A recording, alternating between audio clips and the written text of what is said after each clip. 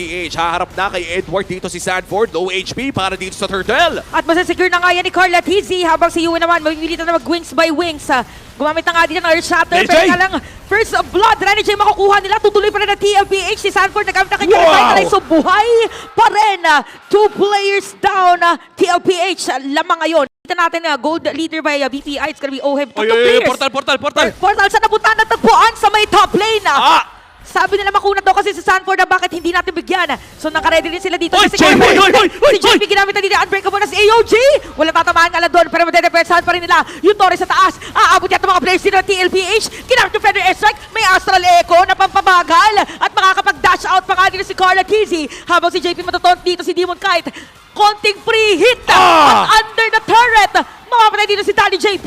Ayaw talagang tigilan ng TLPH. Hindi basta-basta magpapalamang pero nakalamang pa. Bari na to pero teka lang. 2v1 Edward. Sa may top lane yata makakatakas ba? Parating na dito si Renny J. Tatawagin na ba niya dito ang kanyang mga kakampi at bigla na nga dumating. Si Sanford kakayanin ba ng kunat niya? Pero flicker out pa nga si Edward. Ginamit na yung Feather Airstrike. Cartesian halos walang buhay. At makakatakas pa. Edward and the rest of the players of Aurora. Makakakuha yata ng kill pero napakakunat.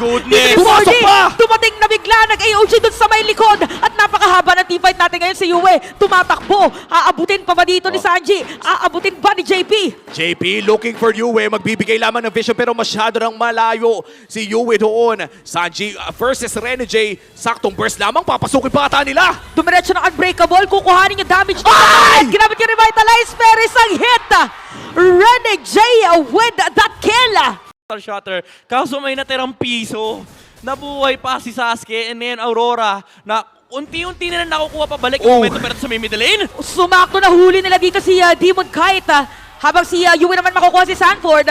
So nagkapalitan lang mga players natin yung sinasabi na parang kinukuha dito ang Aurora. Pipigilan ni Cartesian, even JP. Merong Feather Airstrike para kay Yue. Habang si Renny J makapag-flicker out. Pero nalaging natin yung retry. Nakuha ni Cartesian. At si Renny J nakuha na rin. Demon Kite! Sasuke goes down! At si Naruto ang nakapalag. Pero habang nangyayari ang lahat ng yun, tumatrabaho si Doming Kite sa taas of the game. Renny J makikita si Sanji may portal! At bigla nang, uy grabe, biglang dumating! Lahat! 1, 2, 3, 4, 5, sabay diretso conceal. Dito yung Aurora, talagang napilitan na nagamitin kanyang Primal Wrath. May clear naman yung Minion Wave. Habang si Cartesian, ito na yung mga laban ng mga Naruto characters natin. Sasuke! Naruto! With that Kamihami Wave!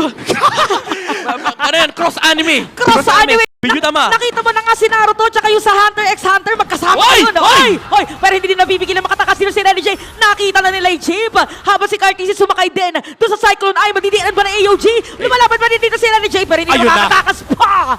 Unstoppable for the young GOAT. Grabe talaga ang stampede ng Cavalry. Dalawa na ang nahanap. Pero hindi basta-basta magpapalamang din ang Aurora Gaming. Dahil ang sagot naman ni Demon Kite nandyan na. SOD tumama. Pero bigla nag-shift. Si Renny J mabilis na mag-flicker out. Pero Esrik naman para dito kay Yue. Flicker din si Sanford. Yung Lord natin tinutuloy pa rin. Nakuhanin. Kukuhanin ng damage. At si JP na nga nakakuha dito ng Lord. Habang si Renny J hinahabol nila. Si Yue naman target ni Cartesian. Ohem na dito na rin. Yung Baby Cakes duo. Hinahabol na si Yue.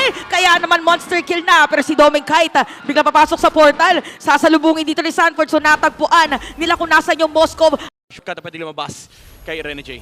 Grabe yung Astral Echo. Sabay direksyon mo na AOG para kay Daddy JP. Kaya naman si Yue biglang mawawala. Pero nandito na si Demon Kite. Nahanap niya si Sanji. Look at Demon Kite. Pero hahabulin pa rin dito ng TLPH. Ngarp! Sanford with the secured kill. So 2 players down. Sa side dito ng Aurora, meron pa silang Minion Wave na bit-bit. Makakadepensa pa naman. Nandiyan pa si Doming Kite. Tatama ang Spear of Destruction. Pero mukhang kakalmaan muna. Oheb, Summon Force is available. Pero mukhang si Edward muna ang kanilang uunahin. Hindi na ata makakapag-Primal Wrath pa. Dalawa na lang natitira. Si Doming Kite na lang! Parang pipilitin na nga yata nila. Pilipin nila for a T5 pero meron na namang sagot na Feather Strike. Lalaban pa rin mga players dito na Aurora. Meron ka 2 minion pero look at Sanford with a Dark Wave. At pinipilit na nga talaga nila. Si Yue napatay na. And it's gonna be a wipeout and a win. What a sweep! Para dito sa TLPH! Top seed secured! Top seed secured para sa TLPH!